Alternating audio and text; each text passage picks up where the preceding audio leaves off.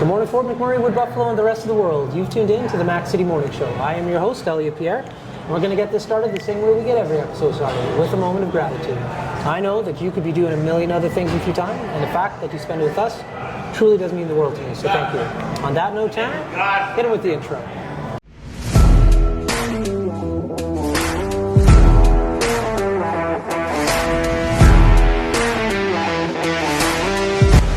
How's it going, you guys? It's Jake White, JJW, coming at you from Norrell Toyota in Fort McMurray. Just wanted to say hi and come on down, check the place out. Hi, my name's Richard. I'm the service manager here at Norrell Toyota. Hi there, I'm Adam. I'm here at Norrell Toyota. I'm a product advisor. Hi, I'm Cass. I'm the appointment coordinator. Happy to help you. Hey, it's Keith Simpson here. I'm the general manager of Norrell Toyota, soon to be Fort McMurray Toyota. Pretty excited for our new dealership. As you've seen, you met all my staff. These guys are all my family. We're here to take care of you.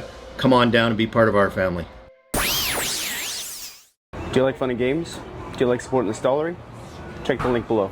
And we are back. Big shout out to Norrell Toyota, our title sponsor for today's episode. Really do appreciate your ongoing support. As you know, I don't introduce my guests because they can do a better job of that than myself. So sir, can you please tell everybody at home who you are and what you're about? Hello, welcome to Tucson. My name is Ray Flores. I am the president of Flores Concepts and Charro restaurants in Tucson, Arizona. Now, I know a little bit about this, and so correct me if I'm wrong, but the restaurants that fall under that umbrella, one of them is the oldest Mexican restaurant in Tucson? So our family has the oldest Mexican restaurant in continuous operation in the United States. In the United States? And Canada. Could very well be easily Canada. I would say that's an easy thing to add to the list. And, okay. And maybe the Netherlands as well, that could be added. Yeah. So yeah, El Charro is 100 years this year, 1922. Started by my mom's great-great aunt, Monica Flynn, who was immigrated here as a young girl from France when her father was commissioned by the Catholic Church to build the first cathedral for the Roman Catholic Church here in Tucson in the 1800s. Yeah. So she came out here, and because he was a stonemason and he had a lot of crews of people working, most of those crews were of Mexican descent. Right. So she learned how to cook Mexican food to please her father's workers. That's right. And then eventually became interested enough to open her own restaurant with it. So she opened El Charro in 1922. Okay. Primarily as probably a catering company, really, right? Right. Single woman, pretty amazing story. Ran it for around 50 years, and then when she took ill, started to work on who would take it over. Yeah. My mom was the younger one in the family. Okay. So she moved back here when we were just babies to Tucson. And where were you? And we were in California. California, okay. And so we moved back here when my mom was when we were babies. My mom took over. Yeah. And so it's really a story of two women. Yeah. Monica for the first 50 years, and then Carlota, my mom, for the last 50 years. Right. Carlota definitely took it to another level. Yeah. She became a certified research chef. She really honed her craft. We opened more restaurants. We did expansions. We now have 18 different restaurant properties around the country. No way. We have a USDA company, which means we can ship food kind of all over America. Okay. So we have food online, like with Gold Belly, which is a national online site for sending food around the country. Okay. We manufacture other people. We've had restaurants in airports, stadiums. We had a restaurant at the MGM Casino in Las Vegas. That unfortunately closed during COVID. We had to close that. Right. But we've been there, done that, and now we're kind of looking at the next chapter. Now that we're 100, like, what do we do next? Yeah. No one seems to care about 101 anymore. It's just like you're 100. After that, it doesn't matter. That's right. Maybe 125. So right.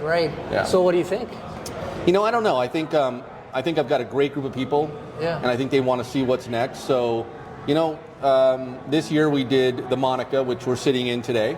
Yeah, beautiful, man. Thank you. Named after Monica Flynn. Yeah. Sort of in honor of her. A little French play with some food. We did some different ingredients just to mix it up a little bit. Kind of like what you would find in a mom's kitchen back then, right? Right. A mom always made a good burger. She made a good meatloaf. She had a good fried chicken. Mom can kind of make everything. Yeah. So the Monica's kind of a testament to mom's cooking. Right. And then we partnered up with a guy named Don Guerra.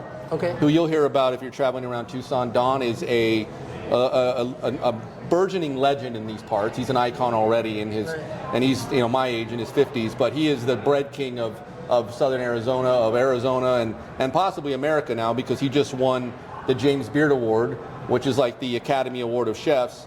He just won that for America's best baker. So he is now considered the best baker in America. Okay. And we have him here as our bakery partner, doing sourdough breads. We developed a pizza dough with his heritage grains. I'll bring you guys some pizza. No, so we you had can some. Yeah. Bro. So, yeah, so it's good pizza. Yeah, and it's really cool because those grains are grown in Arizona. And, you know, that's it's a desert, you know, environment. So he's figured out this very hardy grain that's a heritage wheat.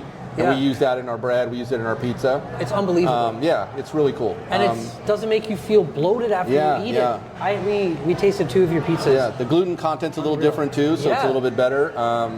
And you know, it's all about, you know, creating infrastructure and equity in our neighborhood, in our region, in our city, in our state, for people to kind of continue to develop from the land, not bringing stuff over from everywhere else all the time. You know, trying to keep within our 4 walls, if you will. So we try and do that as much as possible, and we think his bread program's pretty amazing. So we're fortunate to have him as a partner. We've got some great chefs. You met Danny, right?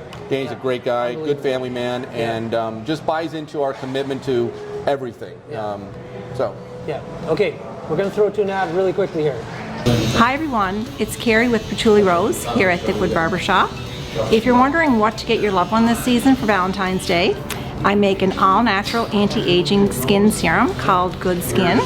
It's good for men and women, and it's available for purchase here at the barbershop, downtown at the corridor shops and events, and on my website. Thank you for your support. And we're back. Thank you very much. All right, so owning a restaurant, there's a bunch of different components. You got to cook, aesthetic, there's a whole bunch of different things to it. The music playlist. That's right. Where do you find your niche in this? The music playlist. Yeah. You have some really good music going on. I say that because I get into this, you know, we talk about it a lot, like, what does it take? And it is a big picture, right? Because dining is the entertainment of today. I mean, it's what people Instagram. It's what people put on their social media. It's where people go to celebrate. And as you know, the traditional families are changing. More and more people are using dining out as a way to entertain, as a way to connect, as a way to socialize. So our restaurants try and keep a presence for this. Like, we're sitting in a dining room now that might be better for a large group or a large planning for a family. But then we have smaller tables that can be put together for 2 tops and 4 tops. So we try and create environments that are flexible because human beings are flexible. And then we try and add a spice of what we call charro-ness to everything. So what makes that charro? So, you know, it's like I could do a pizza and I could buy, you know, 00 flour from one of the traditional Italian flour, you know, producers, and it'd be delicious like it is all around the world. But when we did it, we wanted to make a pizza with a flour that was grown in our world, in our little niche of the market. And so using his Arizona heritage grains versus, you know, a really good Italian flour, which are great. I love Italian pizza. Who doesn't? But, you know, we try and add a Charro or a Tucson things to it. We did a steakhouse where I had beaten cancer, and I learned a lot about. Thank you. I learned a lot about eating grass-fed meat over traditional, you know, grain-fed or other. And I wanted to do a steakhouse that had all natural grass-fed meat. But, you know, okay, fine. But what's Charro about that? Well, it touched my life. But then we said, well, you know, when you go to a steakhouse, you might have a bunch of sides, like a cream corn and a cream and a spinach, or well, what if we put nopalitos, which are like the cactus, you know, that we have here in the spinach? What if the street corn was more the Mexican profile with tahini? So we try to add a charro, level of charro to everything we do. Love it. And constantly representing Tucson, the heritage of food that we come from, which is heavily in Native American culture, Sonoran border culture, because great profiles of food come from those markets. That's awesome, man. Well, listen, shorter episodes here, but thank you very much for taking the time to chat with us. Yeah, thank you guys for coming to feed Tucson. us. Amazing. But before I cut you loose, you get a shameless shout out or plug. So you got the mic, the camera, the lights. Have fun. Shameless shout out or blunt. Okay. I would challenge anybody right now to come to Tucson and eat your way around our restaurants. So try carne seca at El Charro, try the pizza at Monica, try the steaks at Charro Steak, try the sandwiches at Barrio Charro. Enjoy your time in Tucson. There we go. Awesome. Well, for McMurray with Buffalo, the rest of the world, that's been another episode of the Mac City Morning Show. Thank you so much for tuning in. It means the world to me. Big shout out to our sponsors. Thank you very much for keeping us going. We really appreciate that. Everybody at home, hope you're having a great day, and we'll talk to you tomorrow. Peace. What a deadly old way to end another morning show. Later, boys. It's so ballistic!